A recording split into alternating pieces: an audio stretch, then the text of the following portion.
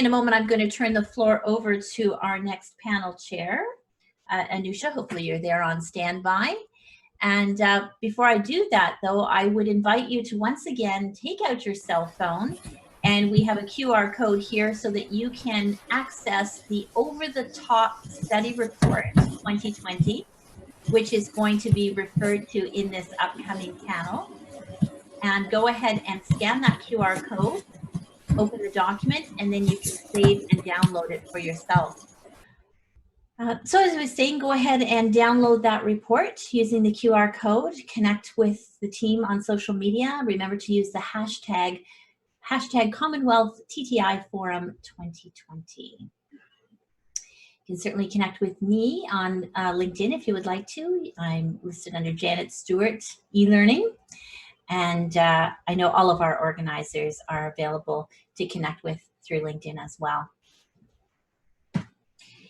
In the next session we have coming up, we're going to first see a presentation by Dr. Christoph Stork and Dr. Martin Koyabe. Oh, I'm sorry, I hope I haven't messed up your name, Martin.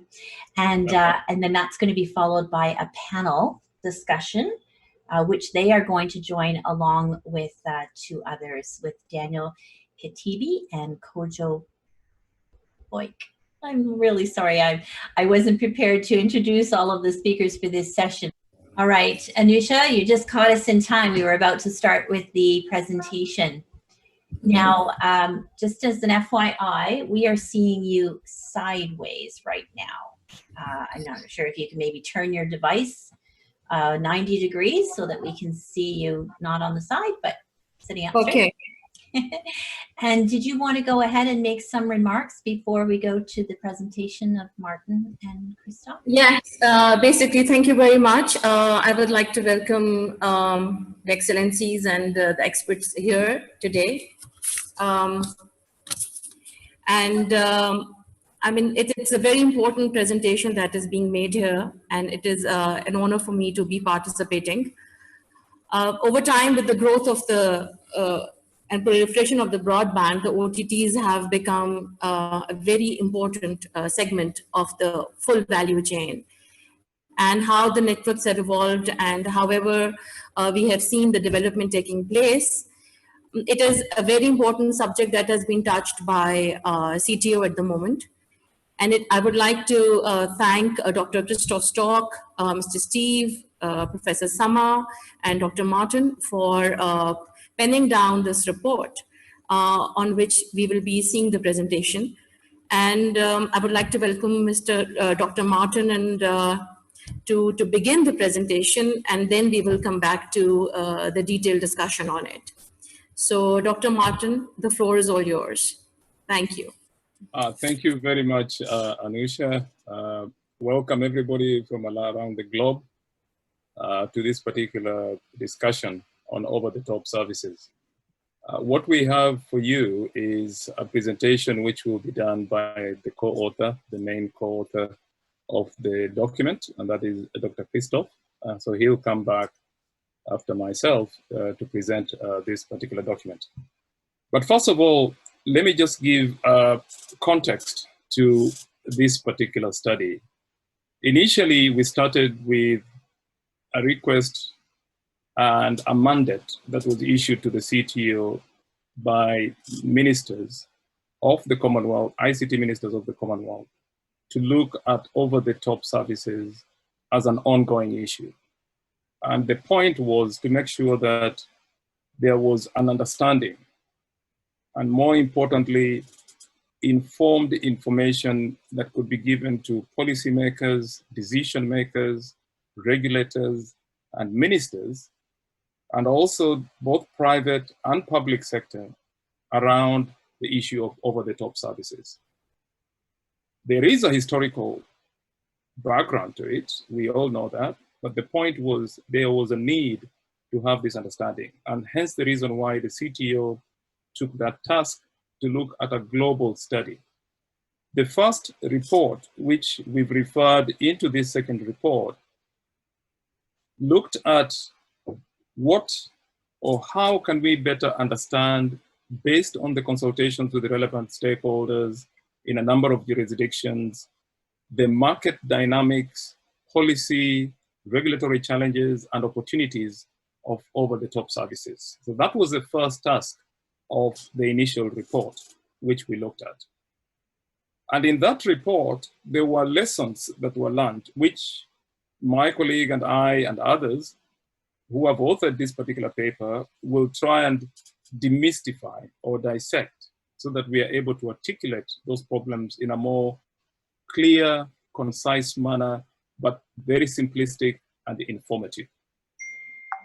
We found out that there are a number of things that do affect and do influence over-the-top services, especially when you look at what are the key drivers. There are a number of drivers. The first one that we looked at initially was the issue of the over-the-top services being used as a communications or a medium tool. And we've seen that the post-COVID.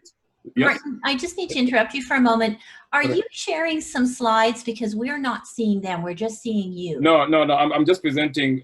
Okay, okay. Just wanted to double check. No, Thank okay. you. Okay, yeah, Sorry about that. Yeah, sorry. So essentially, that's basically what it was. And at some point, there are three areas. So the first one is the issue around the key drivers. And the key drivers, one is the issue of the medium communication. The other key driver is the issue around using over-the-top services for rapidly expanding ecosystem of the app economy, which we've seen. And the minister, Ingabire, talked about this issue of the app economy and how it has been just exploded in the last few months post-COVID. Of course, in the anticipation that post-COVID, it will be something that we'll be able to see. There's also the increase of infrastructure. There's also the infrastructure and bandwidth availability. That also influences and drives that. And the issue around affordability of the mobile phones and availability of smartphones and the service level agreements. These are entry points that are becoming more affordable now. But again, that is debatable. In what context is this affordable? But the point is, smartphones are becoming cheaper, and therefore people are able to apply or to be able to have these services, especially the over-the-top services. And then, of course, there is a similarity around the different devices. So if you buy, for example, an iPhone X today and you buy a Huawei P20, there is similarity in the look and feel. Now, that similarity in the look and feel influences the way we behave with these devices and what we do with them going forward. And of course, lastly, there's the issue around the demand based on the cloud infrastructure. So that creates a lot of flexibility where you can access these devices from anywhere around the world, on any device, at any point, with any other particular application that you want to access this information. So that creates this demand. But we also know that there were lessons that we learned from that particular paper. So one of the issues, or rather there were 7 issues that we looked at, which we shall now look at in this particular paper by Christoph, was the issue around the licensing obligation when it comes to the over-the-top services in different jurisdictions. And there was also the issue on the Universal Service Fund. How do these over-the-top services contribute towards the infrastructure of the jurisdictions that are concerned? And I'm glad we have our colleague Kojo, who will also be able to explain some of these.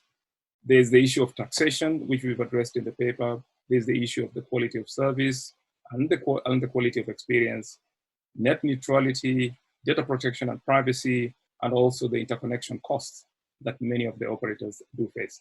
These were the issues that were identified in the initial report. Going forward, and I'll invite my colleague Christoph to continue, we want to talk about this paper in the context of what we found out in terms of the challenges, but also in the context of providing some challenges that we've seen and some of the issues that we've seen many countries do going forward. So with all that, and without further ado, I will invite my colleague Christoph to be able to present the second part of this presentation and look at the paper in detail, and then we can come back and respond to any questions that might be there from the audience. Thank you very much. Christoph, over to you. Thanks, Martin. So the starting point for this study was a previous study and engaging with various policymakers and stakeholders in Africa, in Asia, and in Latin America led to many myths arising and notions being used that are not based on facts. So we wrote a report to investigate some of these myths. And the first one was that OTTs cause falling tax receipts for governments. And this slide summarizes the entire report. And what we find is that mobile revenues are actually still increasing, and thus also VAT from airtime. So it doesn't cause lower taxes for governments. We also find that OTT applications stimulate broadband adoption and thus economic growth, and that increases tax receipts rather than decreasing it. And the second myth that we investigated was that the claim is that OTTs cause lower revenues for MNOs. While we see that voice traffic is still growing and OTTs drive data revenues. So this is also maybe true for very particular cases, for very particular reasons, but it's not generally true. And we found that network investment in the last 15 years have been into faster data networks, not into better voice, not into better SMS. Every investment since 2.5G were into better and faster data. A third myth that we investigated was that, or the claim was by various stakeholders, that OTTs aren't subject to the same regulations as MNOs. And this is true in a way because OTT applications are in a different segment of the internet value chain.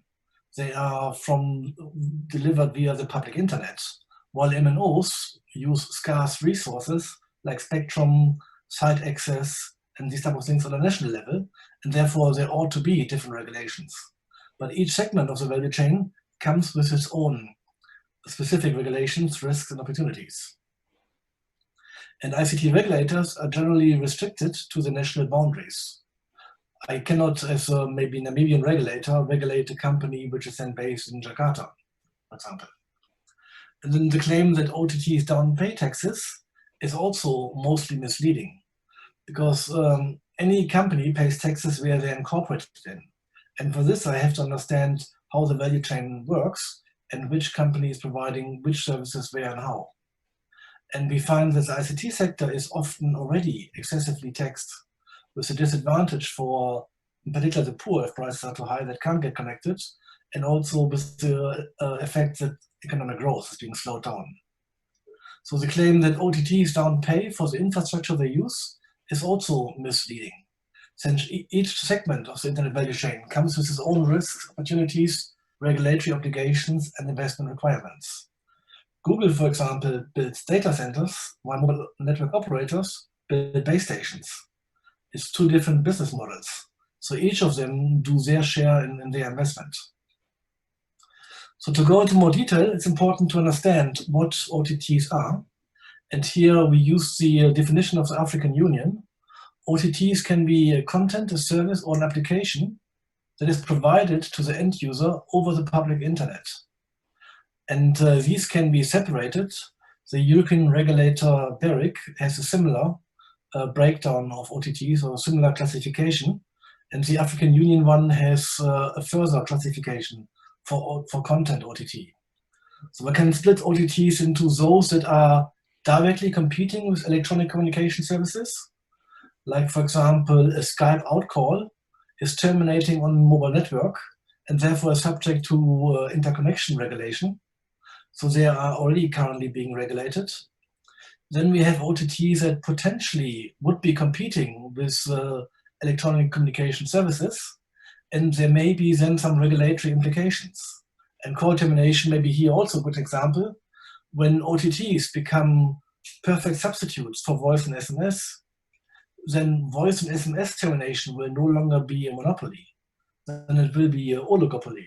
So the market power would then be less owned by a mobile operator for their number, and thus the regulation of voice and SMS, the wholesale regulation, can be lighter than it was previously. So it has a little bit of a different impact than one initially may consider. And then we have OTTs that are content OTTs, streaming content, video clips, music, and these type of things.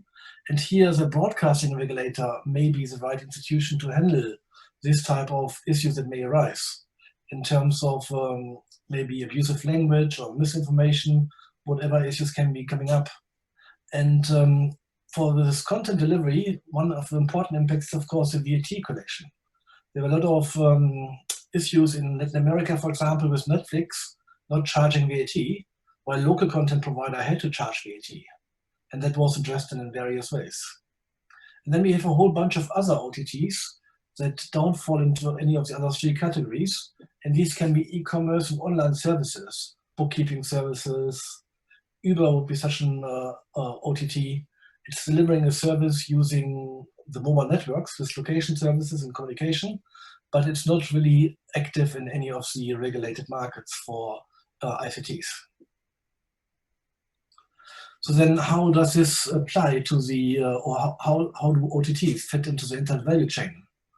This was a calculation done by the GSMA in 2016, and they were estimating the market value for the 5 different segments of the internet value chain, which is distinguished between content rights, online services, enabling technologies, and then connectivity, which is the national jurisdiction about mobile access, fixed access, and satellite access, and then the mobile interface, iPhones, Samsung phones, operating systems, and the software apps. And one can see that the biggest value is actually in online services. And then jealousies of various segments may encroach and say, like, maybe a mobile operator can say, like, why can't I have more of the online service revenues? It seems to be more attractive. And the answer is like, yes, anyone can. But it is a different market segment. And it has different investment requirements and different risks and different profit opportunities as well. And anyone that can play in the space effectively is welcome to play in the space. So the online services market is not an oligopoly or a monopoly, while the connectivity market is, and this is the reason why the connectivity market is more heavily regulated than other segments of the value chain. Then looking into the profitability of each of the segments, for content rights, Netflix is of course amazingly profitable with like a 59 EBITDA margin. And but then if I look into each of the segments between content rights, online services, enabling technologies, connectivity, and user interface, connectivity is still doing very, very well. EBITDA margin of 43% on average for these groups that we could find public data for in 2018 is a very attractive investment opportunity for any investor. So now turning to the perspective from mobile network operator, the claim is that mobile operators or some mobile operators in some countries claim they're losing money, and OTTs are to blame for this. And obviously we know that international traffic is going down, and maybe voice and SMS revenues may be declining for some countries, but at the same time data revenues increase.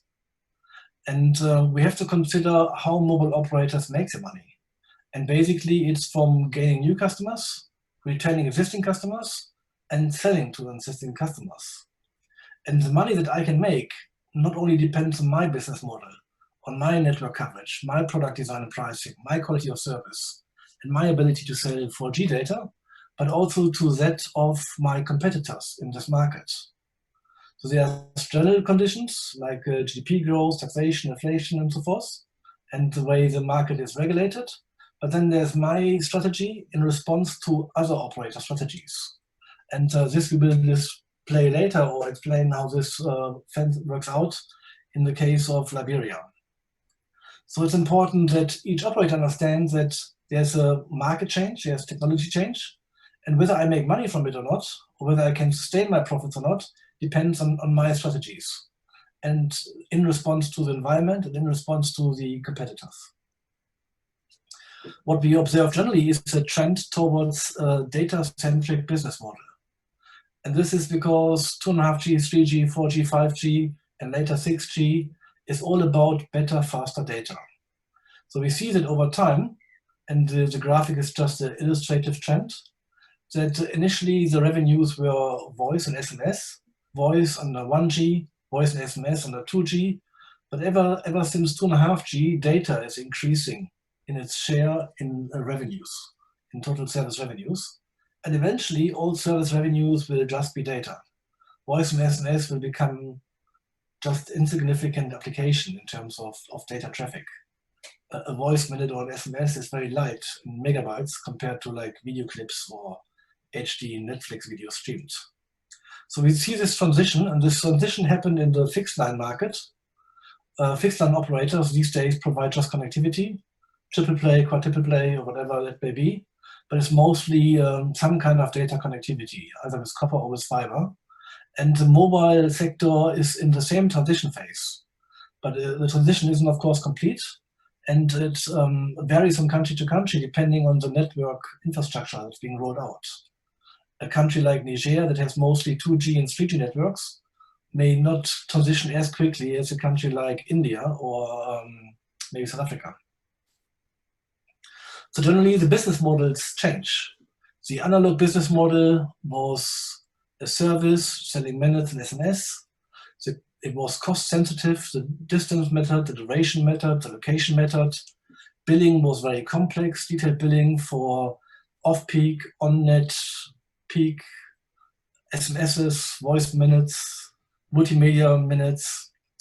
The traffic monitoring needed to be very detailed because of the billing items. And for example, for a postpaid customer to get a line, it was very difficult. I've been declined by all mobile operators in South Africa for a contract. And I only managed to get one through a third-party operator then in the end. And now I have a postpaid contract. And I'm living in South Africa since 14 years. Still, they wouldn't give me a postpaid contract because I don't have that. I didn't comply with the vetting criteria. So getting postpaid is very complicated. And the network infrastructure for this analog model was 1G and 2G. Now, if I switch to the digital, to the data-centric model, here the business model is connectivity, and the metric is sending bandwidth and throughput. And there's no cost sensitivity in terms of time, distance, and location. And the billing is fairly simple. It's just like access. And whether it's postpaid or prepaid, it doesn't really matter. If you look, for example, at Jio in India, the postpaid and the prepaid prices are the same. And actually, Jio probably prefers prepaid because then they have the money 4 weeks earlier in the bank. And if a postpaid client defaults, they just cut him off. The risk of a postpaid customer not being able to pay is just 1 month's worth of revenue. While in the analog model, this person may have made call to Jamaica, be on a cruise ship, and racked up high bills in terms of termination revenues and roaming costs. So the postpaid risk in the analog model was a whole lot higher than it is for the digital model. So in the digital model, postpaid, prepaid, it doesn't matter much. So we are still in this transition phase, and this can be seen by this graph. These are the minutes and the megabytes on Airtel's Africa's network. And we see that the minutes on the network across all of Airtel's operations in Africa are still increasing. Data is, of course, growing faster, but voice is not actually declining. And that was one of the claims, that one of the myths that we heard, that voice traffic is being replaced by data to an extent that it's actually declining. But that wouldn't be true for Airtel Africa on the aggregate. This is an illustration of the revenues of MTN across various jurisdictions. And we express the revenue of MTN in terms of their Q1 2013 revenues. So any figure which is higher than 100 means they have higher revenues, and any figure below, they have lower revenues. And we see only that Guinea and Liberia actually have lower revenues in 2018 than they had in 2013. And we can also see there's a lot of variation in these revenues. And the OTT traffic has increased exponentially ever since. So the OTT traffic cannot be responsible for such a varied types of revenue developments. And this is the example now for Orange and MTN Guinea. Here expressed as revenues of Q1 2014, MTN is declining and Orange is gaining. Guinea was, of course, affected by the Ebola crisis. This is the time period 2014 to 2018, and the economy slowed down. But we can see that one operator manages to grow revenues and the other operator has a decreasing revenues. And basically this is then due to many aspects, but one of them is Orange's ability to mitigate risk and seize opportunities. So it's not like if now MTN Guinea would go like, we have to do something about OTTs because we're losing revenues, then that would be not an honest approach, knowing that Orange actually is gaining revenues. So clearly it has other reasons. And then if you look into MTN, I use MTN a lot because MTN is awesome in terms of data transparency.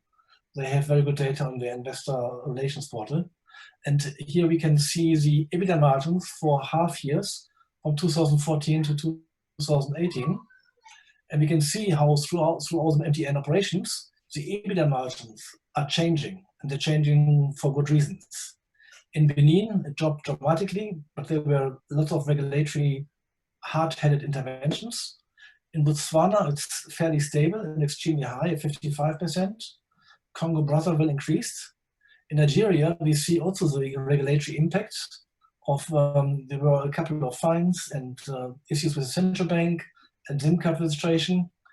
And for Swaziland, for example, we see the impact of competition. It used to be 58% EBITDA margin in the second half of 2014, and now it's only 41%.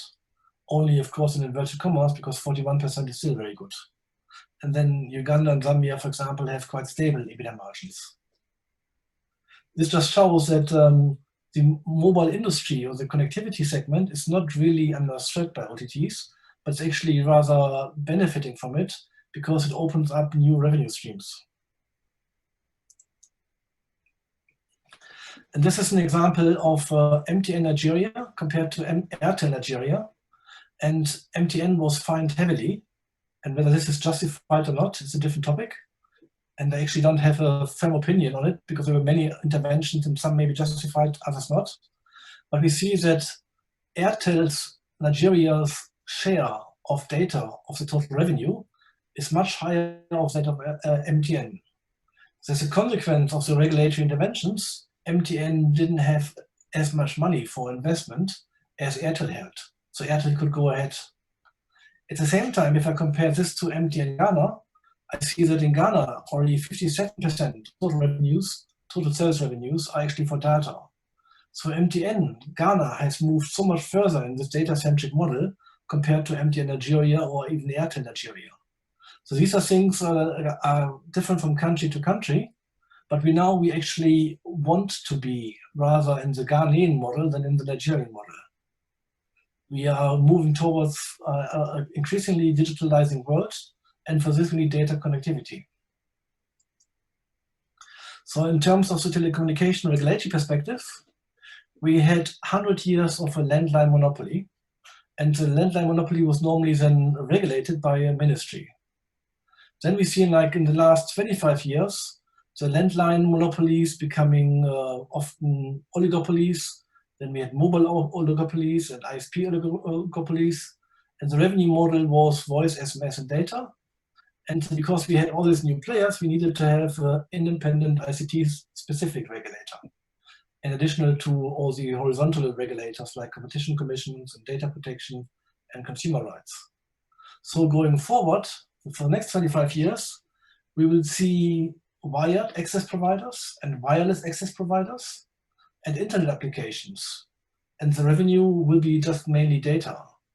So for this, we need to have a higher coordination of institutions within the country and also across borders.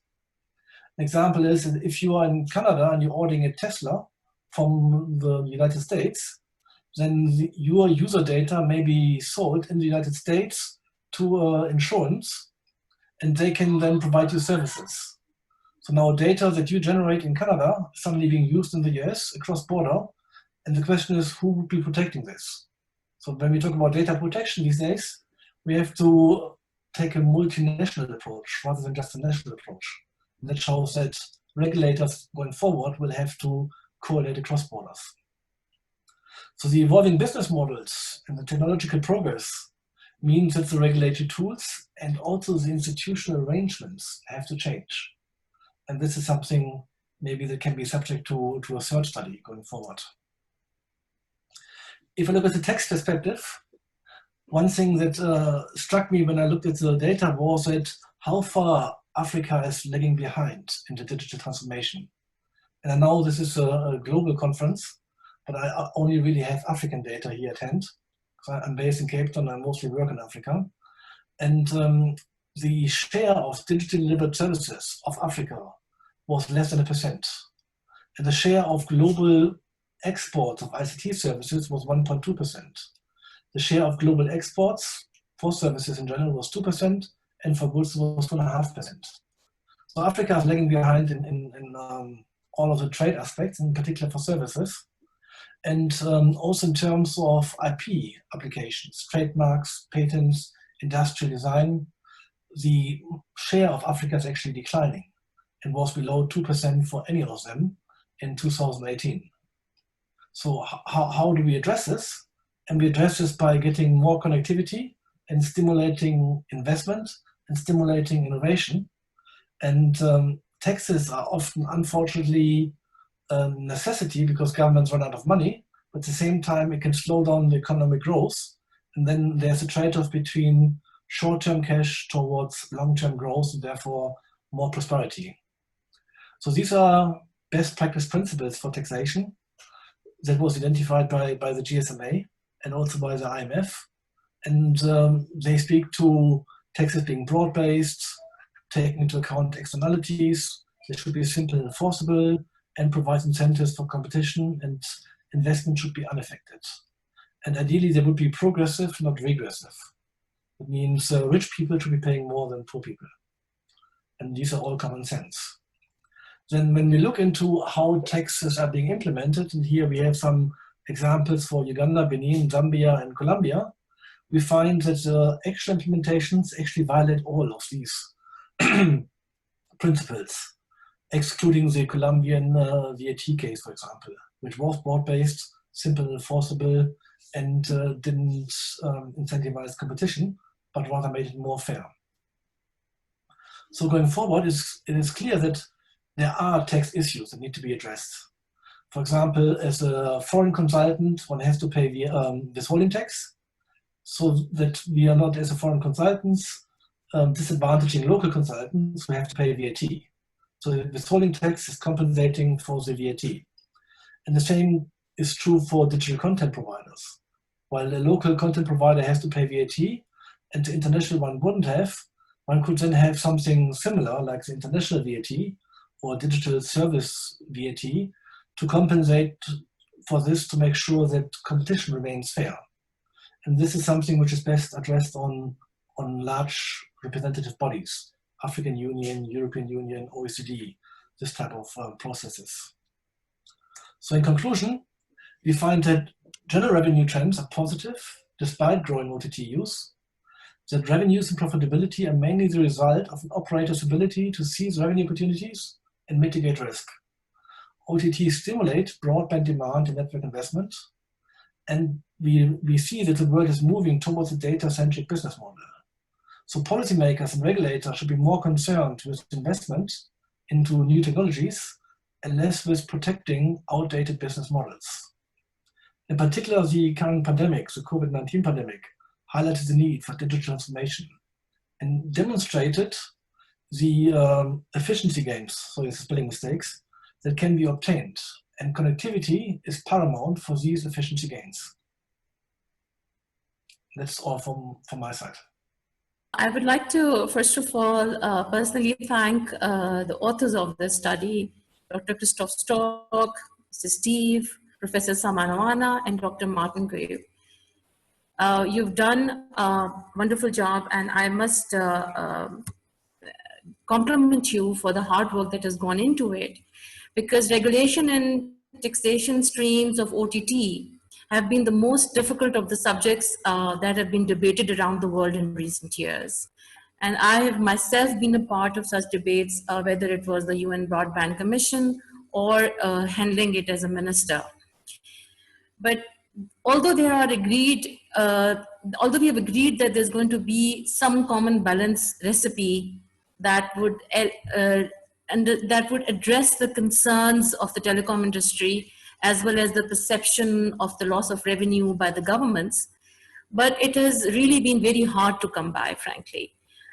These issues become even more pronounced if, in addition to these basic concerns, issues related to trust, data protection, privacy, and cybersecurity are added to the mix. And this gamut of concerns is particularly compounded in developing nations because their economies are normally under stress. And they will be more so in the post-COVID world, and also because they have lesser evolved structures of both tax collection, cybersecurity, and data protection, etc. They will have more pronounced concerns. So this study actually helps understand what could be the impact or has been the impact in Africa, for example, when some of the regulatory tools were used to address the OTT taxation issue, for example. So we need a continuous focus on this issue because this debate is ongoing, and continuous focus of CTO to find the answers to some of the most pressing policy questions related to OTTs through this survey and the study and the current report, and to guide the Commonwealth community is a very commendable but a very tough task. We must appreciate that. So through this question and answer session with our illustrious authors here present today, we would further like to debate and try to get further insights about their findings and conclusions. And I would like to bring in a few questions to both my distinguished colleagues, that I will begin with asking that if, in view of the study conducted and the findings derived, and of course the complexity involved, do you consider that the status quo is the best policy approach to addressing the regulatory imbalance, competitive disadvantage for legacy telcos and taxation concerns? So we leave it as it has been? Or considering the necessity that the report stresses that the OTTs should be viewed from the internet value chain perspective. And surely creativity and free room to play for OTTs has contributed to the global value chain, but at the same time, much of the components of global value chain are exclusive, and especially in the developing economies. So whilst value goes to global chain, it also leaves the local issues or to ensure sustainable competition and investment for the administration to handle. Should there be no consideration of those elements when furthering the debate?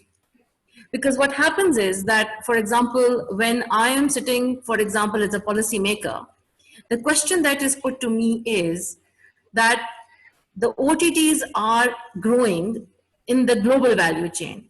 But what is the value addition that a country is getting from that global value chain enhancement of a particular company? In this case, the OTT, I don't want to name one, but that's a general question. So if this is the position that the policymakers are going to take, they will be asking these questions from us. And I would like the experts to be able to answer if possible. And when the report establishes and insights that the revenues of operators are growing due to increased data usage, and the revenue collection of the tax authority has gone up, but is the growth proportionate to the extra stress that the operators face in terms of expensive spectrum, inventories, and extra capital expenditure for appropriate quality of service, especially if markets are hyper competitive? Because you touch the subject of oligopolies turning to monopolies. So I would like to put this question to both our experts and see if we can have these answers from the perspective of the policymaker or the regulator, not so much from the business side, but from the government side and from the MNO side. So the floor is all yours. Martin, if you would like to take a lead, or Dr. Christoph. Okay, I'll answer part of it, but also allow Christoph, and I'm sure we also have our colleague from Facebook who can also chip in. But let me pick on the area around the status quo, which you mentioned. It is very evident that we can't leave things as they are.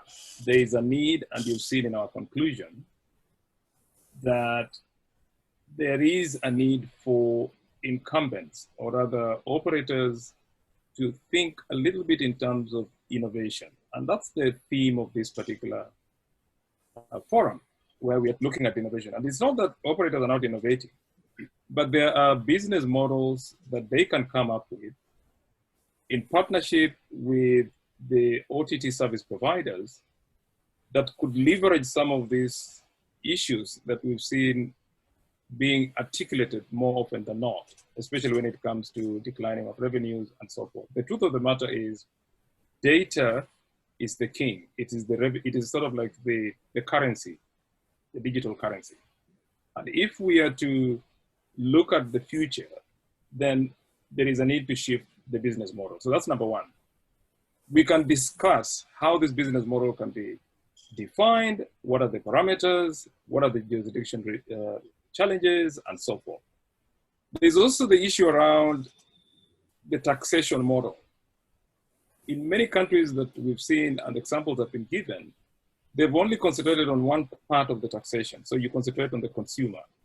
You tax the consumer by having this digital tax, by having what they call OTT tax, and so forth.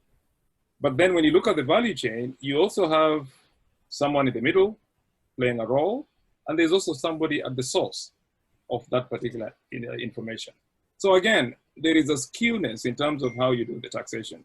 But even when you do the taxation at the local context, you can't do a flat rate taxation where it doesn't take into consideration affordability factors, the GDP of the country, and also just how people are distributed in the country. And there are examples that we can give on that. And then let me come to the issue of the investment. It is true, there are some jurisdictions where operators have already invested in infrastructure, especially when there were some auctions for specific spectrums. Some countries don't have auctions. For example, Rwanda, the minister just said they didn't have auction. I mean, they don't have actually auctions. And others, which you can give examples of. But the point is, even with that, then there is a need for a consideration to look at what is it that these guys have put in and how do we look at it? The question now comes back to, are we ready to re-examine the business model that operators use? That should be the question that we need to answer. Are we also transparent enough to release data, just like the way we've seen MTN releasing data, to say this is how much we are reaping out of data, so that we don't have this skewed argument that always refers to the other declining revenues, but not mentioning what are the increasing revenues due to data. I just wanted to stop there and also give my colleagues a chance to chip in. Right, just to connect to what Martin says, it's important to keep a wider picture in mind. So for example, when we look at taxation, the question is, how can we grow our economies? And not how can we level on little small things, extract a little bit more here, a little bit more there. But if I introduce taxation that reduces end user usage, then I'm losing efficiency gains, and I'm losing GDP growth, and I'm losing jobs this way. So when we look at taxation, we want it to be efficient, and we want to make sure that it accelerates economic growth, so that we have long-term more wealth build up, and not just satisfies short-term cash requirements.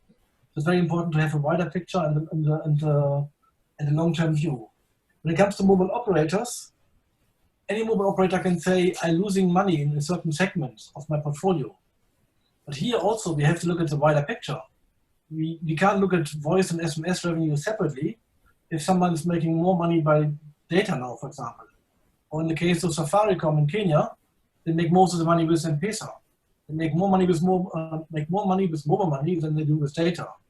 So we have to look always at the entire profitability. And then if we think that we're putting too much stress on the industry because we over-regulate, and that may be a good point in time to think of maybe we should be regulating less, and maybe we should make more spectrum available. And here the case of South Africa is fascinating because failed to release high demand spectrum for 14 years. Then COVID-19 happened, and they released it within 2 weeks. And the result was that operators can now use this additional spectrum to provide more data at each base station, because now they have more spectrum to deliver. Therefore, they have a higher volume, and therefore they can lower prices. And if this wasn't clear beforehand, it just shows the opportunity cost of having failed to award the spectrum in the previous 14 years. So there's many things that can be done that would make connectivity easier, prices lower, and grow our economies faster. Does this answer your question? Yes, indeed. I mean, this is, I'm putting this, these questions over to you is basically because I know that we are joined in by policymakers and regulators in this debate. And these are the questions that are normally asked when trying to find the solution. Because the problem is that some of the other studies, it has been derived that the delta between growth in investment needs to deliver quality broadband revenues, and growth of revenue of the connectivity providers is widening. So what they are saying, the arguments that the operators are increasingly giving are that the increased revenue from the data offset, it offsets the increased costs and investment into the network. So whatever the increase there is in the revenue, from the data, the cost that is going into the network, because spectrum is a big issue, they are paying for it, it is a sunk cost, and the increase is incremental for the operators. And that is not proportionate to the value that the OTTs are deriving from the connectivity, because they don't have any incremental investments, no overheads, they have no regulatory compliance costs. So the competitive disadvantage for the operators, especially in developing countries, where the data bundles are dirt cheap and ARPUs are super low. So the EBITDA, okay, fine, EBITDA is there, but the basic touchstone on which the operators are calculating their profits is on the ARPUs. So do you think that, and I think, I mean, this is a question which would be worth considering whilst we are trying to put out the policies.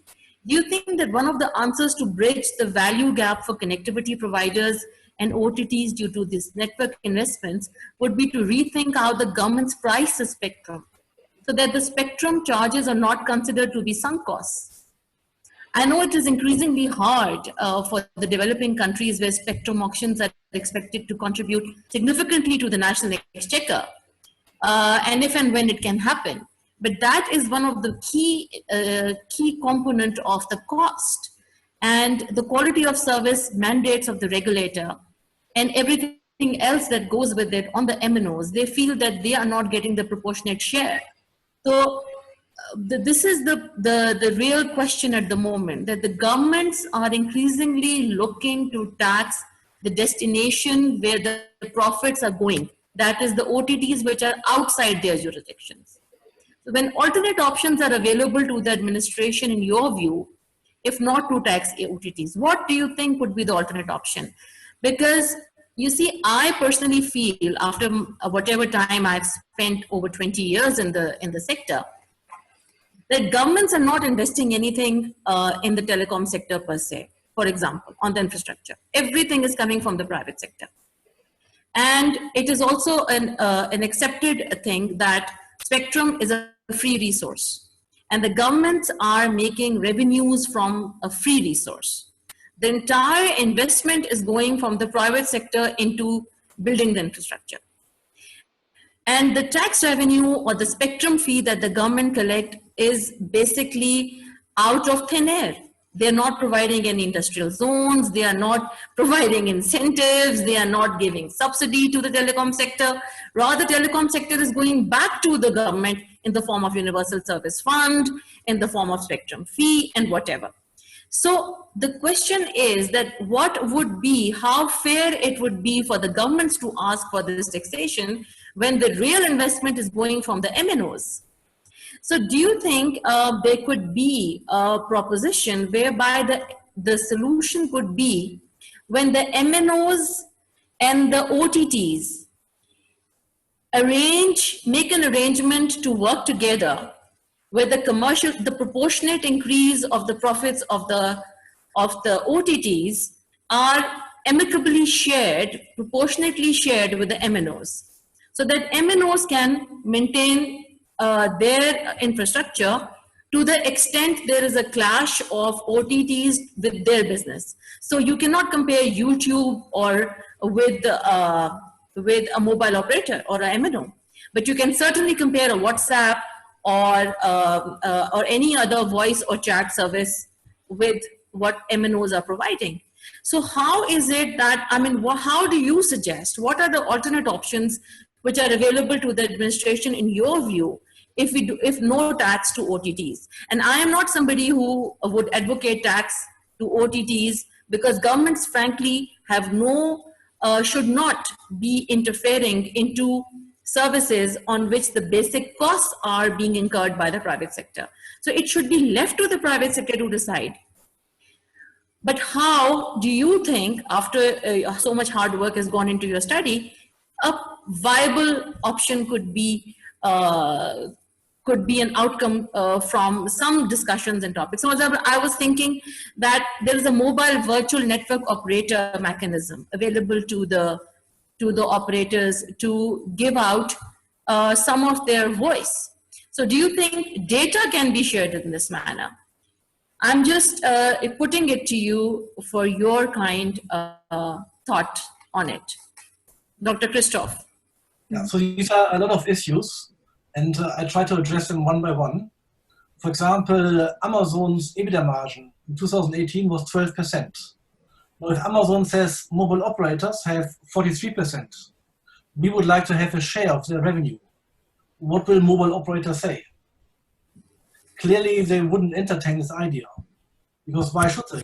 Because each of the different players has a different business model and different investment incentives.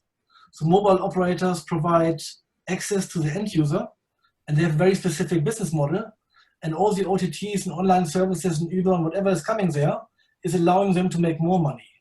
So this idea of sharing revenue across the value chain wouldn't work, neither from a legal perspective, nor from a business perspective, nor from an ethical perspective. So for example, yes? Chris, I was going to add to that, and sorry to interrupt. Good afternoon, everybody. Good morning and good evening, wherever you are. It's Kojo from Facebook here. I think the other piece on that, you're absolutely right, Chris. I think the other piece on that is if we had looked at this 20 years ago, in some countries, 25 years ago, when mobile operators took huge risks to invest in many of these countries and to open up their mobile networks, there was no ask of those mobile operators to share, in some cases, what were huge profit, exponential profits at that time, with fixed line operators who struggled. And I do encourage people to think about how that worked as well. But sorry to interrupt there. Very good point. The other aspect is, and there you're absolutely right, Ms. Khan, that spectrum is the biggest obstacle to economic growth and development in all of our southern hemisphere. And Ofcom just released a new spectrum model that makes perfect sense. And South Africa showed, for example, that if you have a single base station and you have X amount of spectrum, let's say 30 megahertz, then you can only provide a certain quality of service and a certain data throughput. If you have twice the spectrum, you can provide with the same investment twice as much throughput or twice as high speeds. That means by just allocating more spectrum, suddenly sites that were unprofitable before would now becoming profitable now, and one wouldn't need a universal service fund. And if you think about how spectrum is being allocated around the world, it's usually in a national license. But then national licensee may be then providing services in Entebbe and Kampala area, but not in the north of Uganda. But still, the spectrum is even in the north of Uganda reserved for this licensee. And the way around it is to say one has secondary and primary use. Maybe someone has in the national license, but if this person isn't using it in certain parts of the country, then someone else may be using it. And therefore, one could intelligently allow all of the operators to have 2 times, 3 times spectrum that they currently have per base station, and therefore reducing the costs of data connectivity dramatically. And that's such an easy intervention. So can I I would like to welcome our panelist, Mr. Kojo.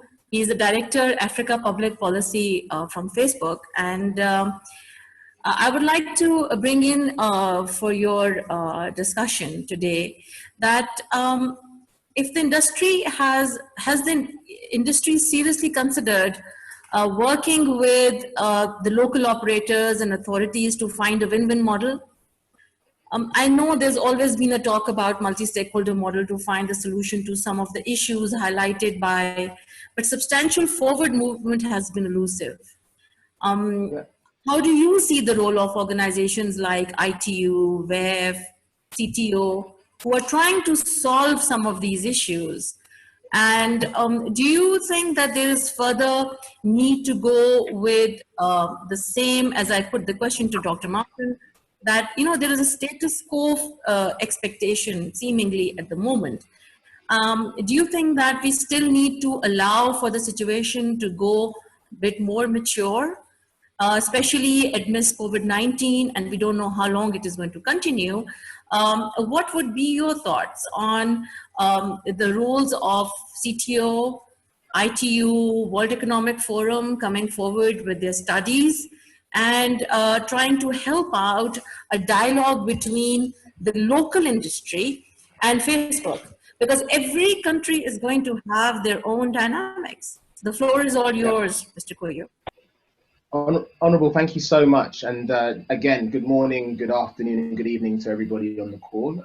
As the Honourable said, my name is Kojo Bwachi. I head up Africa policy. And forgive my bias towards Africa. I was once with the Commonwealth and had lots of reach into Asia, the Caribbean, the Pacific, and Africa. But Africa is where my heart is. So forgive my bias in some cases. Honourable, you had three key questions that I heard, and forgive me and do keep me honest. One was, can companies like mine, OTTs, and we've talked about the differentiation between the kind of services offered by OTTs, but can companies like mine and local operators work together was the first one. And we've heard about multi-stakeholder partnerships in that way. Your second one was in respect of the international organizations and how they facilitate dialogue and whether we thought that was useful. And your third was about the status quo and whether that should be maintained. And I'll try and answer all three of those. The first one's quite an easy answer. I think wherever companies like mine and mobile operators can work together, they should. We all know, and I'm preaching to the choir here, we all know that there are the benefits of shared infrastructure or public-private partnerships where they work. So, but shared infrastructure between private sector players facilitated by an enabling environment that government puts in place has unbelievable benefits. And there are lots of studies over the years. Probably the latest, the most recent is the APC one, which spoke about the costs that operators can save, up to 80% of costs of rollout infrastructure. I find this an easy question to answer because Facebook can point to numerous examples of where we have worked with operators, whether in Asia, and I'll be happy to get you details of that, Honourable, but most notably and most recently in Africa. So we have rolled out open access, and we insist on that as Facebook, and we insist that our operator partners also buy into that, and many of them have. But we've rolled out open access networks with companies such as Airtel in Uganda and BCS, where we rolled out in northern Uganda, where many felt was not viable for 4G and 3G. We rolled out more than 900 kilometers of fiber there. We've rolled out fiber in DRC, again with mobile operators there, and we're thankful for their support. We've rolled out fiber in places like Nigeria and in South Africa as well. And we are eager to do more where we can find those partnerships and the enabling environment to facilitate them. Many of you on this call as well, I know that you are very interested in the ICT sector. Hopefully you would have seen the announcement of 2 Africa, which is the largest subsea, or one of the largest subsea cables in the world. We hope to have that operational by the end of 2023 or the start of 2024. And our partners there include China Mobile, MTN, Vodacom, all of these, WIOP. These partners are all private sector partners that have brought into this idea that we need to increase connectivity and make sure everyone is connected. And for those of you who read into those press releases, you'll realize not only is it one of the largest subsea cable projects that will, for the first time, connect Africa from east to west, but it's also one that will bring more capacity than Africa has at this point in time. And I think it's evidence of not only Facebook's belief in Africa, but also our understanding and that of our partners that Africa will require more capacity in 5 years, 10 years, 15 years time, and we hope to be doing that. So wherever we can have those partnerships, we should, and Facebook is always open to those.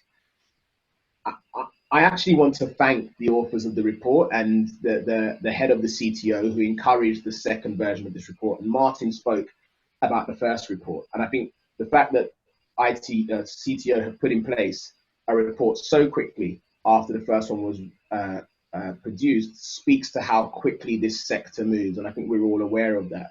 I'm really encouraged by not only the CTO's report, but also the ITU's report. And I would encourage colleagues to read this one from the study group as well, which looks at question 3.1 and 4.1 and the economic impact of OTTs. Many of the arguments you've heard here so eloquently put by Martin and Chris are inside the ITU one. But I think both these reports and the way these organizations, and you mentioned others, Honourable, such as WEF, etc., are looking into this issue, dispelling myths and misunderstandings in most places, and then facilitating conversations like this, means they have a fantastic role to play and a very important role to play. I think one of the reasons why there has been so much bad policy, it comes from misinformation in my view and from a lack of information. And wherever light can be shone on these issues, I think it should be shone. So they have a tremendous role to play.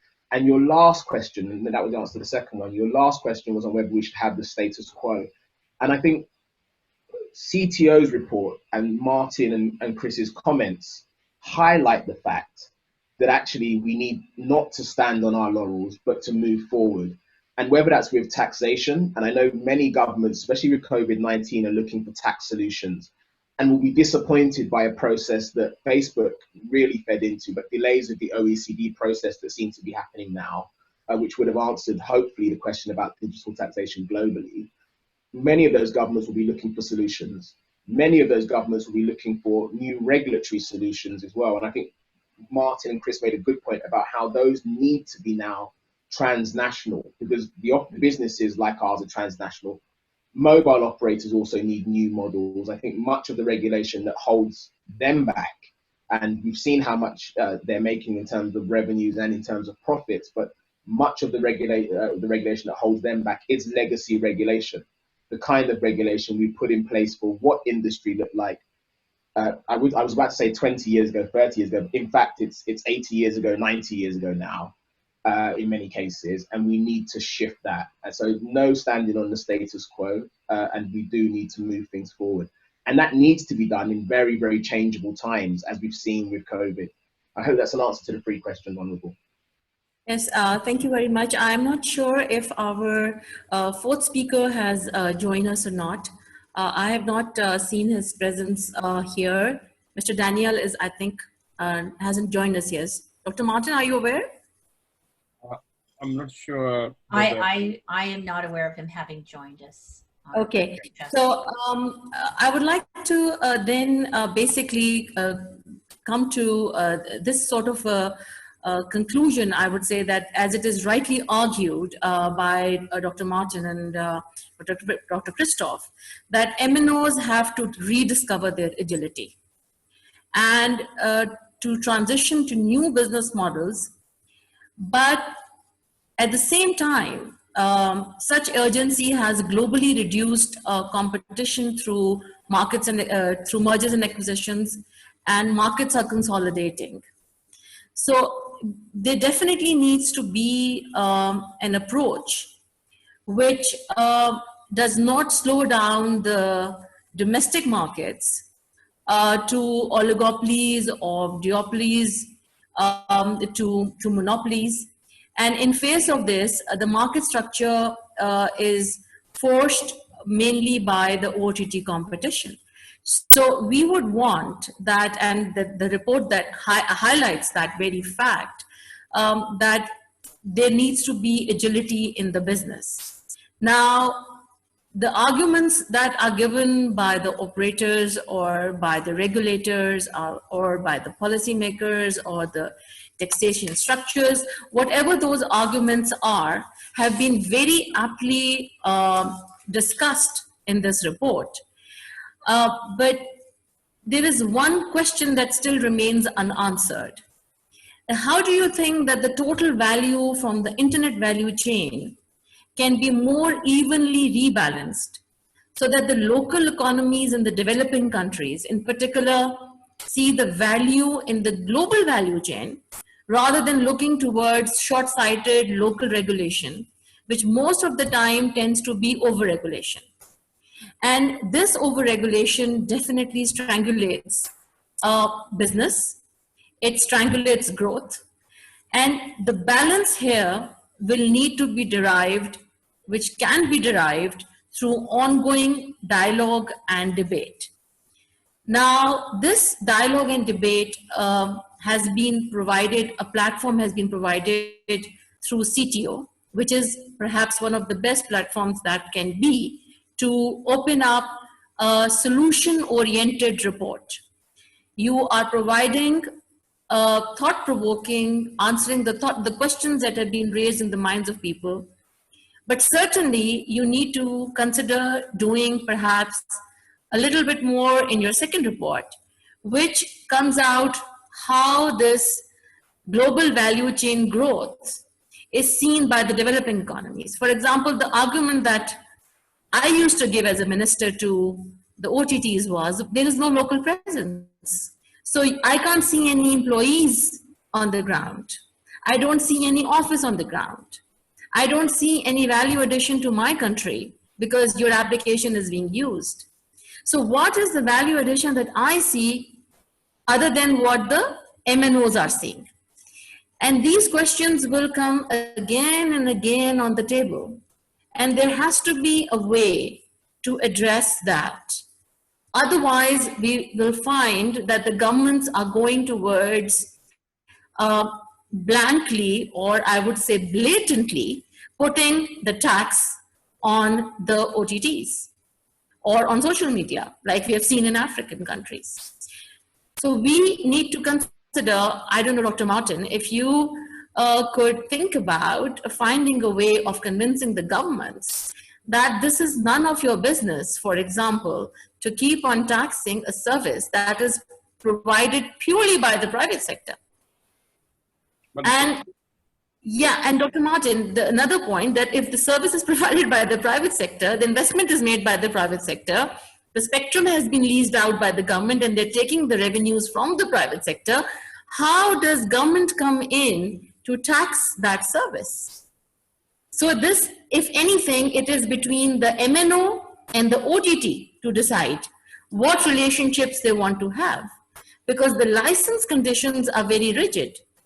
So maybe the license conditions of the MNOs require that whoever is using their platform has to ensure cybersecurity, content, etc., but not the government is putting a rupee on it or a dollar on it on the service that is being provided. So what do you say on that? I mean, with your take, I think we will then be going to the floor.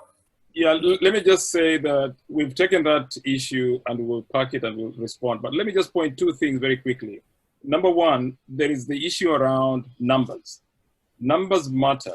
And I'm sure my colleague from Facebook agrees with me that when you're going for numbers matter. And I think what we need to advise countries around the world and members who are listening around the world is there has to be a concerted effort to look at regional coordination. One example that I can give is the East African model, where they said, okay, if you're roaming around this part of the world, you'll pay a certain, I think we've seen this kind of regional one net type of concession that you give your users as operators around the region.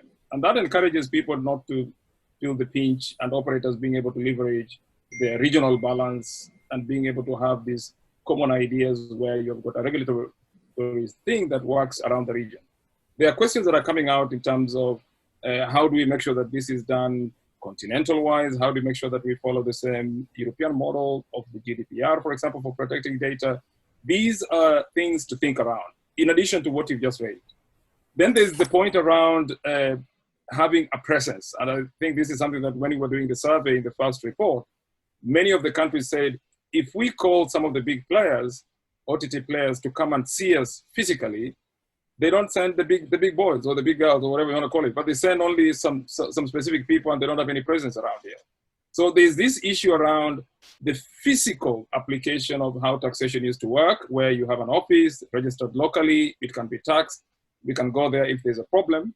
And then you've got all these digital ways of how these companies are operating. But I'm sure Kojo might have a more explanation to do, because they work on a sort of like a global sense. So how do they manage their regional presence to the efficiency that they have? And the point is that I'm sure there's some calculations that are done internally to look at where do we place our offices and how can we reach all the players that are within that region. But those are things that have to be taken into context. I know we are running out of time, but I just wanted to raise those issues and to make sure that, but coming back to your point, we will try and address that in the third report, whereby we let's look at solutions that are working and let's provide some practicalities. And I think that's what, Honourable, you're trying to come to and saying, look, this is exactly what is happening, so how do we get the practicalities coming up? Right. So now I think thank you very much, Dr. Martin, Mr. Koyo, Dr. Christoph Stork, for your excellent presentations and the hard work that has gone into the report. Once again, congratulations for doing this. We look forward to your second and your third report on it, because definitely you have touched a very, very important subject, and this has been on the table for quite a while. And I think we have to thank Facebook. And I'm sure there would be other OTTs who would be keen to talk on this issue, who are putting in an effort to explain their position. And definitely the policymakers need to be guided based on facts, not just based on wishes. Because at the end of the day, our objective is that we have the consumer not getting affected by the usage, and we have the proliferation of the broadband, we do the benefits, we take the benefits, and at the same time, we allow for the businesses to grow. And if there is a need to adjust the proportion of profits between MNOs and OTTs, what mechanism can be potentially used by the MNOs and the OTTs? And that's if then there is going to be a failure of competitive advantage, then the regulators can jump in to see there is a need to do it or not. And again, it would be yet another question whether the telecom regulators are the right platforms, or we need to actually talk about some other form of regulatory mechanism and not the conventional telecom regulation would jump in. So these are the questions that we look forward to having the answers from you, even if not completely, but certainly opening the debate from here, going to the platform of our viewers who are wishing to pose certain questions. Janet, to you, please. Okay, we have 12 minutes remaining in this session, and we have 3 questions. So hopefully we can get to each of them. The first question, and I would invite an appropriate person to volunteer to respond to it. Are net neutrality issues relevant in the context of COVID-19 and post-COVID-19 developments? Who would like to take that one on? Let me try and see if I can just start the discussion. I know we've got good experts in the panel. The issue of net neutrality rings a bell from the time immemorial. The principle is clear. An ISP does not interfere with traffic that is traversing the network of that particular ISP so that it reaches the other party. What COVID has done is it has brought a demand for connectivity. So for example, when we say, let's exercise social distancing, let's not meet our parents, let's not meet our relatives, what that means is there has to be a means of connectivity. How do you ensure that these people are connected together in order to be able to continue their lives, their livelihood? The same thing that is happening in this particular platform, we are connecting with each other. So therefore the need of connectivity is important. If we do away with the net neutrality principles, then you can imagine how difficult it would have been for this type of connectivity to take place. So let me give you an example. I think in March 13th, the US FCC issued a call to say, let's keep America connected. It was a pledge. But we know very well that there was a time, and it's on record, where FCC had said, we are rethinking the issue of net neutrality. So these are two parts of the same coin, whereby on one hand, you say, let's think about the issue of net neutrality so that ISPs can control the traffic. But on the other hand, if you want to rally a cause, such as the COVID, to keep people connected, then you need to bring in the principles of net neutrality so that it doesn't block anybody. Think about it this way, for the audience who are listening. If your 999 call was terminated by your operator, and it was an emergency call to a relative because of a COVID-19 incident, think about the lives that would be in danger. So therefore, net neutrality, coming back to the point, is a key issue that should really be at the heart of connectivity in future post-COVID-19. Martin, actually, there was a piggyback question which is sort of on the same topic. Should the Commonwealth develop a common policy for net neutrality? It might be beyond my pay slip, but I would say it's a good recommendation, but we can take on board. It's a good point. I think there's a need for it, but I think Koyabe, you might have an idea. Okay. No, I think I mean, on the second question, I think I've spoken to the fact that I think the CTO, as it's always done, ITU and whomever, it's important that they work on all policy issues to inform. I think on this question of net neutrality, I think my view is very much the same as it is on privacy issues in the midst of COVID-19. That actually, in crisis, often is when we should stand firm, especially on kind of the rules and regulations that dictate how we use such important technologies. And my view is very much the same as it is on privacy rules at this point in time, that actually, in this context, net neutrality remains as important as it was prior to COVID and will be as important as it was after. And therefore, it should be maintained. I think that's my view. Okay, last question. In view of the ongoing cross-border linkage of data and its criticality to trade, how is CTO addressing the need for international agreements on such jurisdictional matters? Who'd like to take that? Let me just try and guide a little bit of this, but coming back to the issue around cross-border issues, we understand there are efforts around specific regions, like, for example, the Continental Trade Agreement that has been signed in Africa, where you're connecting all the 50 states to ensure that there is easiness of doing trade. These are efforts that we identify with and say that they're forward thinking. But from a CTO perspective, technology becomes key because you require technology in order to enhance, let's say, the money transfer, the infrastructure that should be in place. You require technology in order to safeguard the data transfer that is coming from one jurisdiction to the other one. You require technology in order to even ensure that people are aware of what the transactions are. And even the basic issue of how you market your products. So the first thing is to ensure that you've got regulation, policies that are flexible enough that allow this intertrade to flourish. We've got also currency issues that need to be looked at. I know in West Africa, they have what they call the Eco One, or the Eco Dollar, or the Eco Currency, which they want to come up with. And I think that is a good way of looking at how regional coordination around trade and other aspects can be emphasized. So the question of how do we make sure that this goes forward is an issue of participating in various forums and allowing that discussion to take place. We know this has been done at the high level, and also there are plans around presenting some of the works that came out of different regional meetings within the Commonwealth to be able to articulate these issues at ComSec, at the CHOGM meeting, which has been now pushed to next year.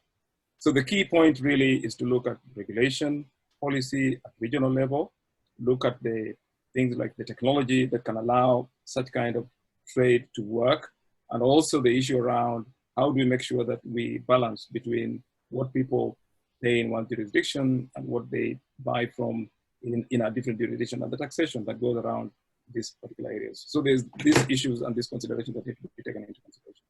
Dr. Christoph, you had your hand up. Did you want to add something? Yeah, maybe just one thing to the previous comments or discussion that we had about the presence of OTTs. It's not just always like the big OTTs that we are talking about, like Google and Facebook, but there are also very small providers I met, for example, with the developers of Saya that launched a chat service in 2012 from Ghana. And these were 2 students coming out of incubator, and their biggest audience was in Indonesia and in Turkey. And these 2 students obviously couldn't have had a presence neither in Indonesia nor in Turkey, nor was it planned, but it just happened to develop like that way. So the innovation space is quite dynamic. It's not just the big players we have to look at. The other aspect is in terms of policies and what CTO can do. The difficulty is that there's no one size fits all. But generally, the regulatory environment is to adjust to the new challenges. We have technologies such as AI, blockchain, big data, cloud computing, Internet of Things, and they're all data-centric and they pose new challenges. So partially, some responsibility need to be delegated from sector-specific regulators to cross-sectorial regulators. Cybersecurity is, for example, not just an issue for the ICT sector, but also for commerce and for law and for a whole range of sectors. The same for data privacy and consumer protection.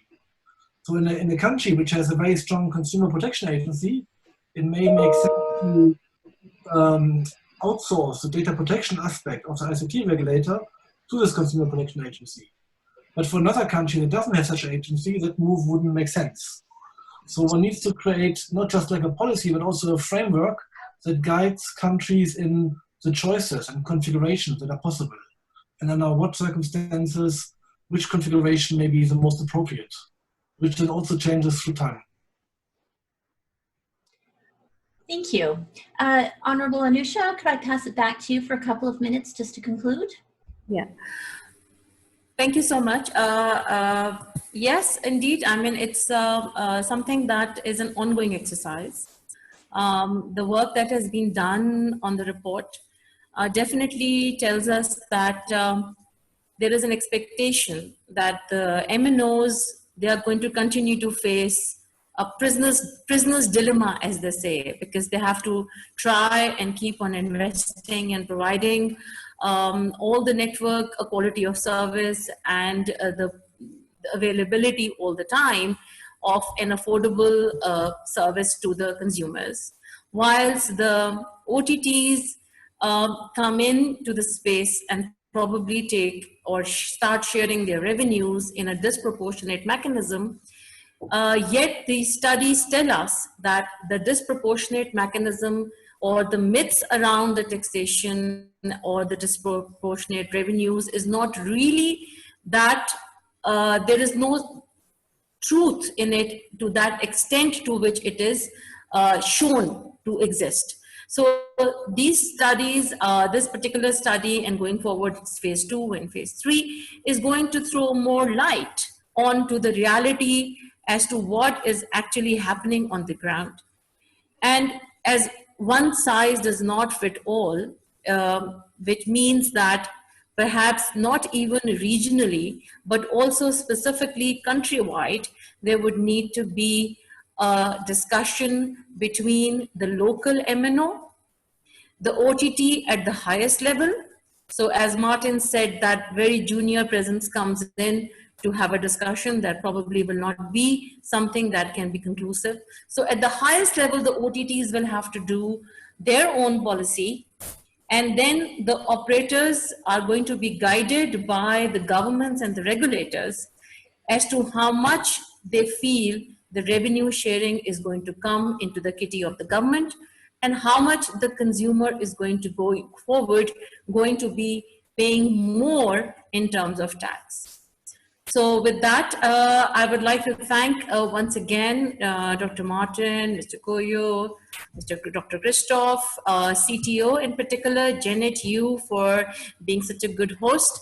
But last but not least, I would like to thank the Acting Secretary General, Nisa, who has been a catalyst in this study and who has provided all her support from the Commonwealth Telecom Organisation to be able to have this as to be discussed and to be taken forward for the benefit of everybody in the value chain. Thank you so much.